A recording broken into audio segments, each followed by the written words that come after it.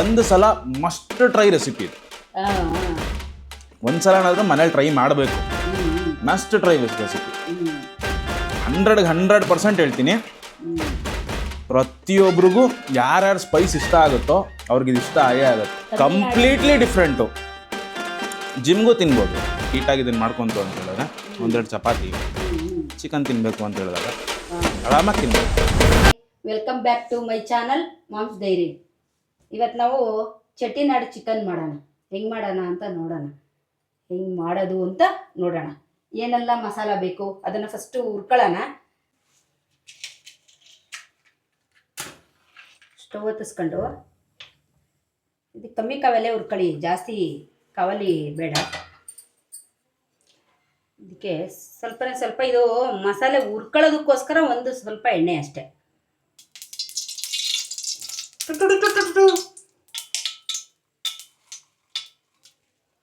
ನಾನು ಒಂದು ಅರ್ಧ kg ಚಿಕನ್ ತೊಗೊಂಡಿದ್ದೀನಿ. ಅದಕ್ಕೋಸ್ಕರ ಒಂದು 7-8 ಮೆಣಸಿನ್ಕಾಯಿ, ಒಣಮೆಣಸಿನ್ಕಾಯಿ,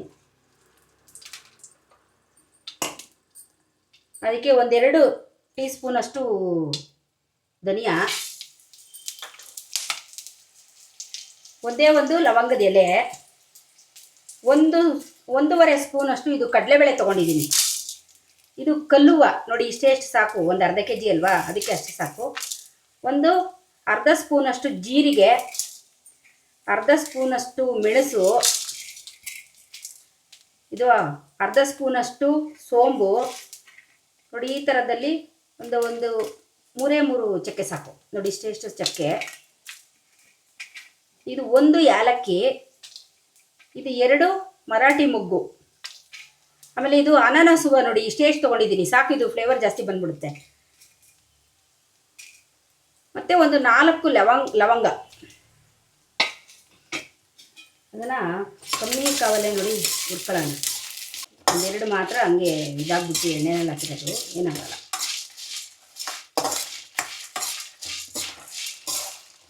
ಗಮಂತ ಸ್ಮೆಲ್ ಬರ್ತಾಯ್ತಾ ಮಸಾಲೆ ಹುರಿಯುವಾಗಲೇ. ಈಗ ಇದು ಹುರಿದಾಗಿದೆ ಸಾಕು. ಇದು ಬಿಸಿ ಯಾರಕ್ಕೆ ಮಾಡಿಬಿಡೋಣ. ಇವಾಗ ಪಾತ್ರೆ ಇಟ್ಟು ಬಾಣಲಿ ಕಾದಿದೆ. ಅದಕ್ಕೆ 2-3 ಸ್ಪೂನಷ್ಟು ಎಣ್ಣೆ. ಇದು ಆ್ಯಕ್ಚುಲಿ ಕಡಲೆಕಾಯಿ ಎಣ್ಣೆ ಹಾಕ್ಬಿಟ್ಟು ಮಾಡ್ತಾರೆ. ನಾವು ಸನ್ಫ್ಯೂರ್ ಹಾಕಿದ್ದೀನಿ.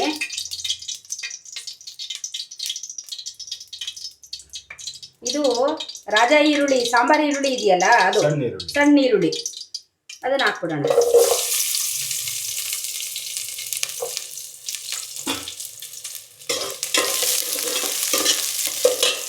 ಕಮ್ಮಿ ಕಾವಲ್ಲಿ ಹಾಕ್ತಾ ಇರಲಿ. ಅಷ್ಟೊತ್ತಿಗೆ ಸ್ವಲ್ಪ ಶುಂಠಿ ಬೆಳ್ಳುಳ್ಳಿ ಪೇಸ್ಟ್ ಮಾಡ್ಕೋಬೇಕು. ನಮಗೆ ಟೊಮೊಟೊ ಹಂಗೆ ಹಾಕೋದು ಬೇಡ ಅಂದರೆ ಬೇಕಾದರೆ ರುಬ್ಕೋಬೋದು. ನಮಗೆ ಅವಾಗ ಒಂದು ಸ್ವಲ್ಪ ಗ್ರೇವಿ ಸಿಗುತ್ತೆ ನೋಡಿದು. 10 ಅಷ್ಟು ಬೆಳ್ಳುಳ್ಳಿ ಹಾಕೊಂಡಿದ್ದೀನಿ. ನೋಡಿದು 1-2 ಇಂಚಷ್ಟು ಶುಂಠಿ ತೊಗೊಂಡಿದ್ದೀನಿ.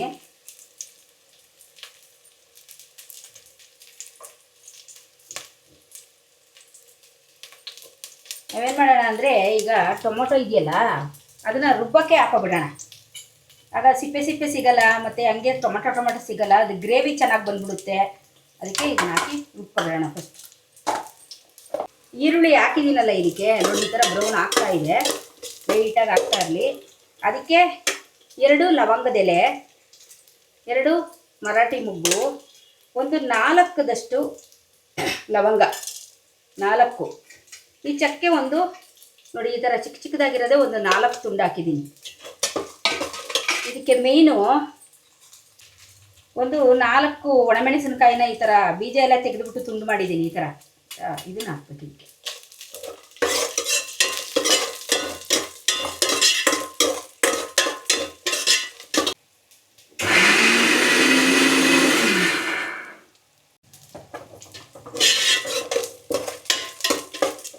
ಇವಾಗ ಇದೆಲ್ಲ ನೋಡು ಕೆಂಪು ಬಣ್ಣಕ್ಕೆ ತಿರುಗ್ತಾ ಇದೆ, ಮತ್ತು ರೋಸ್ಟ್ ಆಗ್ತಾ ಇದೆ. ಇದು ರೋಸ್ಟ್ ಮಾಡೋವಾಗಲೇ ಇದು ಒಂಥರ ಘಮ ಅಂತ ಸ್ಮೆಲ್ಲು ಬರ್ತಾ ಇದೆ. ಇದು ರುಬ್ಕೊಂಡಿದ್ದೀವಲ್ಲ, ಈ ಟೊಮೊಟೊ, ಶುಂಠಿ, ಬೆಳ್ಳುಳ್ಳಿ, ಆ ಪೇಸ್ಟನ್ನು ಹಾಕೋಣ. ಈಗ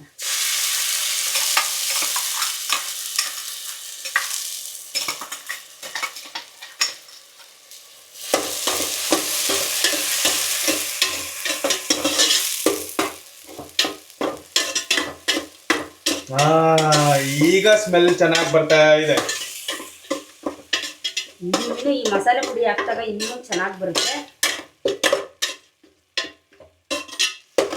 ಇದೇನು ಇವಾಗ ಹುರಿದಿದ್ದೀವಿ ಈ ಮಸಾಲ, ಅದನ್ನು ಜಾಸ್ತಿ ಹಾಕ್ಬಿಟ್ಟಿದ್ದೇನೆ. ಅದನ್ನು ಹುರಿದ್ಬಿಟ್ಟು ಪೌಡ್ರ್ ಮಾಡಿ ಇಟ್ಕೋಬೋದು ಆಯಿತಾ. ಇಷ್ಟ ಆಯ್ತು ಇದು. ಈಗ ಇದಕ್ಕೆ ಚಿಕನ್ ಹಾಕೋಣ.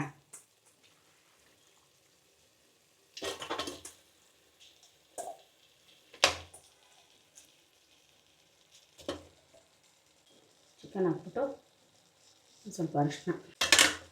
ಈಗ ಈ ಮಸಾಲೆ ಮೇಲೆ ಚಿಕನ್ನು ಸ್ವಲ್ಪ ಹೊತ್ತು ರೋಸ್ಟ್ ಆಗಬೇಕು. ಎಣ್ಣೆ ಹಾಕಿದ್ವಲ್ಲ ಅದರಲ್ಲಿ ಬೇಯಬೇಕು.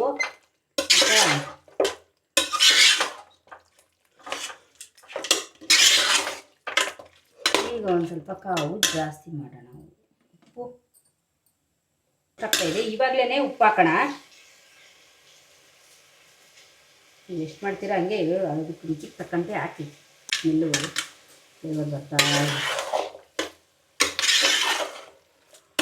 ಇದು ಸೆಮಿ ಗ್ರೇವಿನಾದರೂ ಮಾಡ್ಕೋಬೋದು ಆಯಿತಾ. ಇದೇ ಮಸಾಲೆಗೆ ಒಂಚೂರು ಕಾಯಿ ಹಾಕ್ಬಿಟ್ರೆ, ಕಾಯಿಗಿಂತ ಕೊಬ್ಬರಿ ಹಾಕಬೇಕು. ಕೊಬ್ಬರಿ ಹಾಕ್ದಾಗಂತೂ ಮಸ್ತಾಗಿರುತ್ತೆ.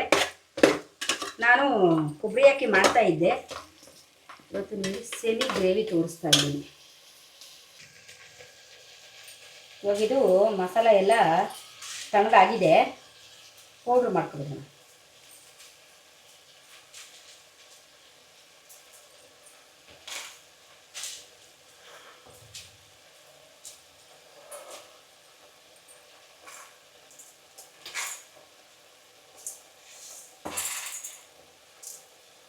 ನಾನು ಹೆಂಗೆ ಮಾಡ್ತಾಯಿದ್ದೆ ಅಂದರೆ ಒಂದು 4 ಸ್ಪೂನ್ ಹಾಕ್ಬಿಟ್ಟು ಎಲ್ಲನೂ ಜಾಸ್ತಿ ಮಾಡಿಬಿಟ್ಟು ಪೌಡ್ರ್ ಮಾಡಿ ಮನೇಲಿ ಇಟ್ಕೊಬಿಟ್ಟು ಚಿಕನ್ ಫ್ರೈ ಮಾಡುವಾಗ ಇಷ್ಟೇ. ಇದು ರೆಡಿ ಮಾಡ್ಕೊಳ್ಳೋಣ.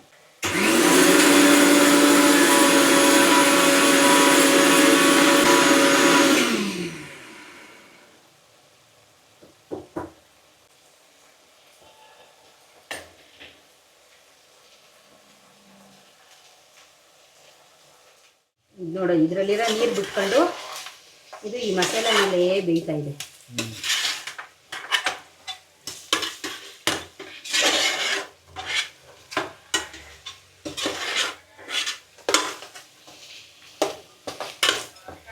ಇವಾಗ ಏನು ಮಾಡೋಣ, ಇದಕ್ಕೆ ಈ ಪುಡಿಯಾಗಿರುವಂಥ ಪೌಡ್ರನ್ನ ಹಾಕ್ಬಿಡೋಣ.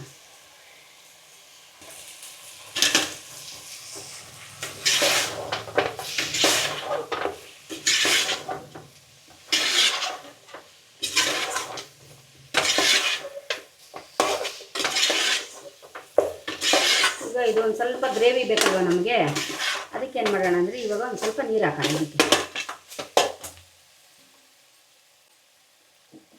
ಆಕ್ಚುಲಿ ಡ್ರೈ ಬೇಕು ಅಂದರೆ ಹಿಂಗೆ ಒಂಚೂರು ಆಯಿಲ್ ಜಾಸ್ತಿ ಇದ್ದು ಹಂಗೆ ಬೇಯಿಸ್ಕೊಬೋದು. ನಾವು ಬೇಳೆ ಸಾರು ರಸಮ್ ಎಲ್ಲ ಮಾಡ್ತೀವಲ್ಲ, ಅವಾಗ ಇದೇ ಥರ ಡ್ರೈ ಮಾಡ್ಕೋಬೋದು. ಆದರೆ ಎಣ್ಣೆನಲ್ಲೇ ಬೇಯಿಸ್ಬೇಕು. ಅದು ಚಿಕನ್ನು ಎಣ್ಣೆನಲ್ಲೇ ಫ್ರೈ ಮಾಡಿ, ಮೊದಲ ಸತಿ ಫ್ರೈ ತೋರಿಸಿದ್ದೀನಿ. ಅದೇ ಥರ ಎಣ್ಣೆನಲ್ಲೇ ಫ್ರೈ ಮಾಡಿಬಿಟ್ಟು ಅದನ್ನು ಮಾಡ್ಕೋಬೇಕು. ಇವಾಗ ಒಂದೇ ಒಂದು ಸೆಮಿ ಗ್ರೇವಿ ಮಾಡ್ಕೊಳ್ಳೋಣ. ಸ್ವಲ್ಪ ಇದು ನೋಡು, ಇದು ಮುಳುಗೋಷ್ಟು ನೀರು ಹಾಕಿದ್ದೀನಿ ಆಯಿತಾ. ಚಿಕನ್ನು ಸ್ವಿಮ್ಮಿಂಗ್ ಬರುತ್ತೆ ಅದಕ್ಕೆ. ಮುಳುಗ್ತೈತೆ ನೋಡು. ಈಗ ಇಷ್ಟು ಹಾಕಿದ್ದೀನಲ್ಲ, ಇದು ಅಂದರೆ ಅಲ್ಲಿ ಚಿಕನ್ ಮುಳುಗೋಯ್ತಾ ಇಲ್ಲ ಅಡುಗೆ ಮುಳುಗುತ್ತೆ? ಚಿಕನ್ ಮುಳುಗ್ತು ಕಣ, ಅಡುಗೆ ಹಾಕಿ ಮುಳುಗುತ್ತೆ. ಚಿಕನ್ ನೋಡ ಮುಳುಗಿಲ್ವೇನಾ. ಇವಾಗ ಸ್ವಲ್ಪ ಕಾವು ಜಾಸ್ತಿ ಇದೆ. ಆಮೇಲಿಂದ ಕಾವು ಒಂದು ಸ್ವಲ್ಪ ಕಮ್ಮಿ ಮಾಡಬೇಕು. ಯಾಕಂದ್ರೆ ಅದು ಉಪ್ಪು ಖಾರ ಇದೆಲ್ಲನೂ ಹಿಡಿಬೇಕಲ್ಲ ಅದಕ್ಕೆ. ಸರಿ, ಚಿಕನ್ ಕುಕಿಂಗ್ ಟೈಮ್ ಎಷ್ಟು?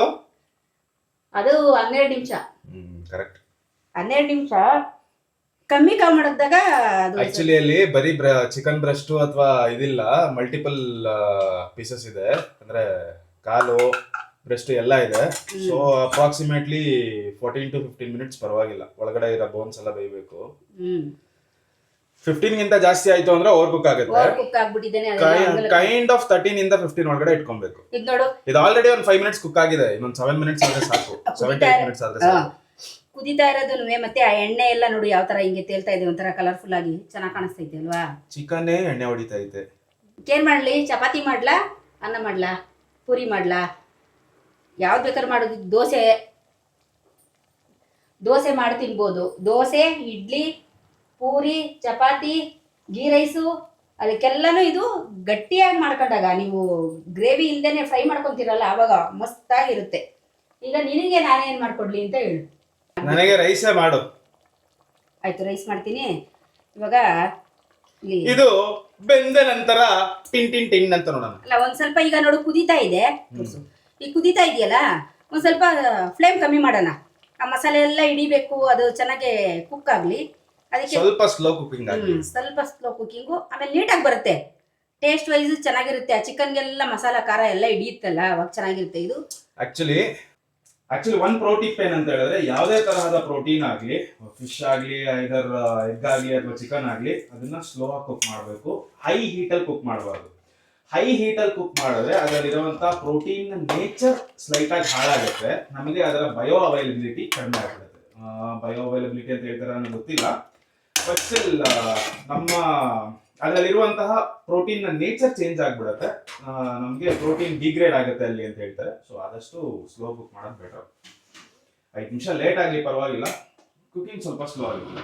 ಈ ಕುದೀತಾ ನೋಡು, ಸುತ್ತ ಎಣ್ಣೆ ಬಿಟ್ಕೊಂಡಿದೆ ಅಲ್ವಾ, ಎಣ್ಣೆ ಬಿಟ್ಕೊಂಡಿದೆ. ಇವಾಗ ಲಾಸ್ಟಲ್ಲಿ ನೋಡು ಒಂದಿಷ್ಟು ಕೊತ್ತಂಬರಿ ಸೊಪ್ಪು ಹಾಕೋಣ.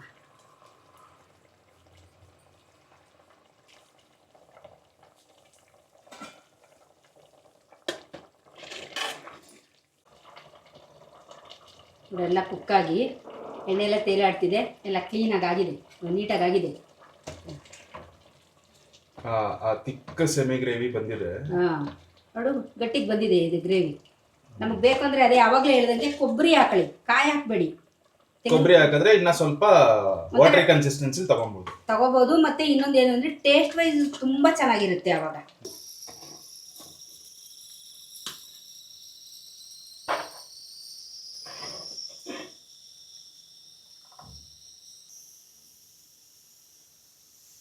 ಚಿಕನ್ ಆ್ಯಕ್ಚುಲಿ ಕರೆಕ್ಟಾಗಿ ಕುಕ್ ಆಗೈತೆ ಅಂತ ನೋಡೋದಕ್ಕೆ ಹಿಂಗೆ ತೊಗೊಂಡು ಹಿಂಗೆ ಮುರಿಬೇಕಾದ್ರೆ ಗೊತ್ತಾಗತ್ತೆ ನಿಮಗೆ.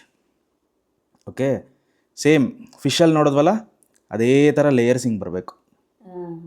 ಆಯಿತಾ? ಒಳಗಡೆ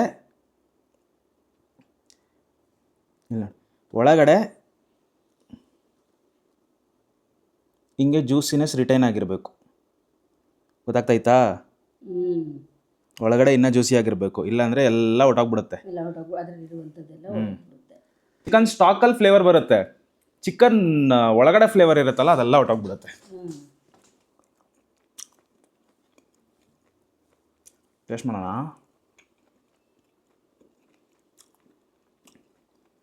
ಆ್ಯಕ್ಚುಲಿ ಇದು ಫೀಲ್ ಆಗತ್ತೆ, ನೀನು ಹಾಕಿದೆಯಲ್ಲ ಮರಾಠಿ ಮೊಗ್ಗು. ಆಮೇಲೆ ಮರಾಠಿ ಮೊಗ್ಗು ಆ್ಯಕ್ಚುಲಿ ಭಯಂಕರ ಸ್ಟ್ರಾಂಗು. ಅದಾದಮೇಲೆ ಜಾಯಿಕಾಯಿ ಹಾಕಿಲ್ಲ, ಅದು ಅನಾನಸ್ ಹೂವು, ಸ್ಟಾರ್ ಹೂವು ಅಂತಾರಲ್ಲ. ಅನಾನಸ್ ಹೂವು ಅಲ್ಲ, ಇನ್ನೊಂದು ಹಾಕ್ತಲ್ಲ, ಏನಾದ್ರ ಹೆಸರು? ಮರಾಠಿ ಮೊಗ್ಗು, ಲವಂಗ, ಸೋಂಬು. ಸೋಂಬು ಫ್ಲೇವರ್ ಸಿಗುತ್ತೆ, ಲೈಟಾಗಿ ಸಿಗುತ್ತೆ. ಆಯಿತಾ?